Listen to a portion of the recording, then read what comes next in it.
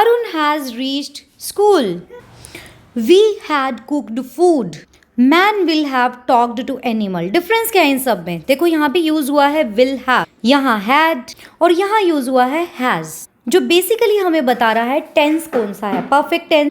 देखो रूल कहता है कि परफेक्ट टेंस के लिए आपको यूज करनी होती है हेल्पिंग वर्ब हैज या हैव. ठीक है, बिल्कुल सेम उसी पैटर्न में चलेंगे जो हमारा सेंटेंस बनाने का पैटर्न होता है. सब्जेक्ट यहाँ, ऑब्जेक्ट यहाँ पर. ठीक है, जो हमारा टेंसेज में हम यूज करते हैं. अब हैज या हैव हमारी हेल्पिंग वर्ब है. हैज सिंगुलर के साथ जाएगा और हैव जाएगा प्लूरल के साथ. ओके, अब वर्ब की थर्ड फॉर्म जब भी हमने यूज क्या करना है हैज या हैव, तो हमेशा, और हैड, इन तीनों के साथ हमेशा जाएगी वर्ब की third form. Do does did के साथ जाएगी वर्ब की फर्स्ट फॉर्म. ये बिल्कुल क्लियर है ऑलरेडी. एग्जाम्पल हमें बोलता है Harry has reached school. Harry school पहुंच चुका है.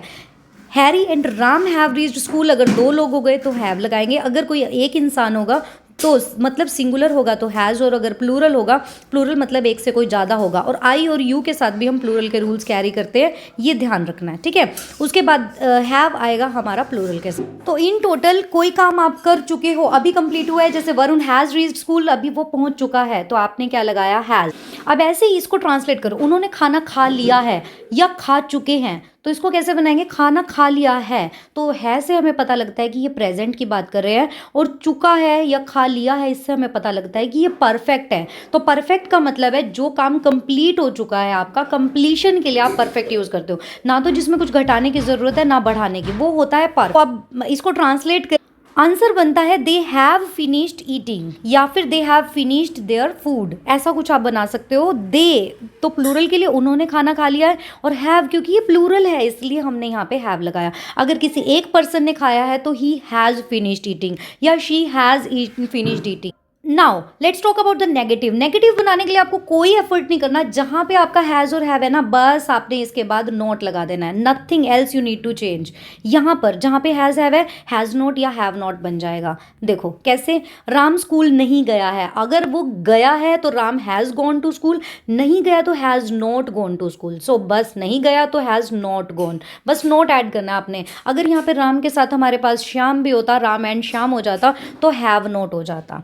बट बात करते हैं क्वेश्चन टैग की. जब हमने क्वेश्चन मार्क लगाना है, इंटरोगेटिव सेंटेंसेस हम जिन्हें बोलते हैं, तो आपको क्या करना है, सिर्फ जो हमारा हैज़ और हैव यहाँ पे प्लेस्ड था ना, यहाँ पर सब्जेक्ट के बाद था, ये सब्जेक्ट से बाहर आके, सब्जेक्ट के बाद से बाहर आके सब्जेक्ट से पहले लग जाएगा हैज़ और हैव, और बाकी सारा सेंटेंस इसके अकॉर्डिंगली चलेगा. देखिए, क्या तुमने फिल्म देखी है, या आप क्वेश्चन पूछ रहे हो, क्या तुमने देखी है, क्या तुम फिल्म देख चुके हो या देख ली है, तो काम कंप्लीट हो गया है ना. तो पूछ रहे हैं कि have you watched the movie.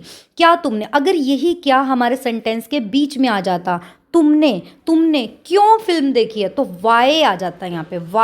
Why have you watched the movie. But ये क्या, अगर वट कि तुमने क्या मूवी देखी है, क्या मूवी वैसे होता नहीं है. जैसे तुमने क्या खाना खाया है, तो यहाँ पे वट आ जाता बाहर. तो अगर सेंटेंस के बाहर क्या आ रहा है, तो ये हमारा सिर्फ क्वेश्चन मार्क बनता है और हेल्पिंग वर्ब बाहर निकाल के बन जाएगा. बट अगर क्या सेंटेंस के बीच में आ रहा है, तो वो वट बनेगा. लीजिए, ये देखिए, बताइए, मैं अपना काम खत्म कर चुका हूँ. भाई इसने अपना काम पूरा कर लिया है, काम खत्म करके मजे से कॉफ़ी पी रहा है. तो बताइए कि मैं अपना काम खत्म कर चुका हूँ को इंग्लिश में क्या बोलेंगे? काम कंप्लीट हो गया, काम खत्म हो गया, काम खत्म हो गया, तो इसका मतलब क्या है? परफेक्ट है. कर चुका हूँ साफ बोला हुआ इसने, तो क्या बनाएंगे? I have completed my work. I have, I किस लिए, आई और यू के साथ आप हैव ही लगाओगे. अब बनाना आपको इंग्लिश से हिंदी में. हिंदी से इंग्लिश बना रहे थे ना, आप बनाओ हिंदी से इंग्लिश में. द सन हैज़ राइजन, इसकी हिंदी क्या बनेगी? द सन हैज़ राइजन की हिंदी क्या बनेगी? द सन हैज़ राइजन, सूर्य उग गया है. इसका मतलब क्या होगा? कंप्लीट हो गया. जो काम था यहाँ पे उगना था उसको, सूरज को, वो उग गया है. देखो कितना ब्यूटीफुल एरिया लग रहा है, पूरा का पूरा शानदार.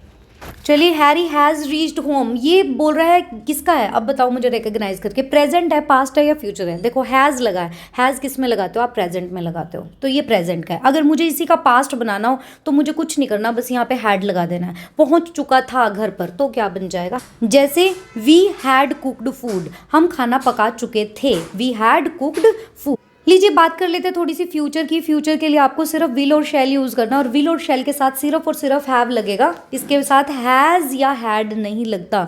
तो आपको सिंपल विल या शैल चूज़ करना है। आप शैल छोड़ो, शैल आई और वी के साथ लगता है वैसे, बट अभी इसको स्पोकन में इतना यूज़ नहीं करते हैं, बट विल आप कंसीडर कर लो। अगर कोई कॉम्पिटेटिव एग्जाम है तो आई और वी के साथ शैल लगता है, भैया ध्यान रख लेना। एक्सेप्शंस होते हैं, जब आप कोई बात फॉर्म होकर बोलते हो तो ये एक्सचेंज भी हो सकते हैं, इंटरचेंज भी हो सकते हैं। तो अभी के लिए समझते हैं विल, ठीक है। तो अगर हमारे पास, और इसको बोलेंगे फ्यूचर पर, example man will have talked to animal, बात कर चुका होगा, फ्यूचर की बात हो रही है, तो सिर्फ आपने क्या किया यहाँ पे मैन और हैव के बीच में विल ऐड किया है। सिंपल सी बात है, फ्यूचर के लिए आप विल शैल यूज़ करोगे। अब इसका नेगेटिव बनाना हो तो क्या करोगे, नेगेटिव के लिए आप विल के बाद नोट लगाओगे, तो आप बन जाएगा will not have talked to animal. Have के बाद नोट नहीं, विल के बाद नोट। क्या तुमने फिल्म देखी, have you watched the movie, interrogative हो गया। You are watching Stream English. Thank you so much. Shilpa signing out. Take care. Have a great day. Subscribe, like, share.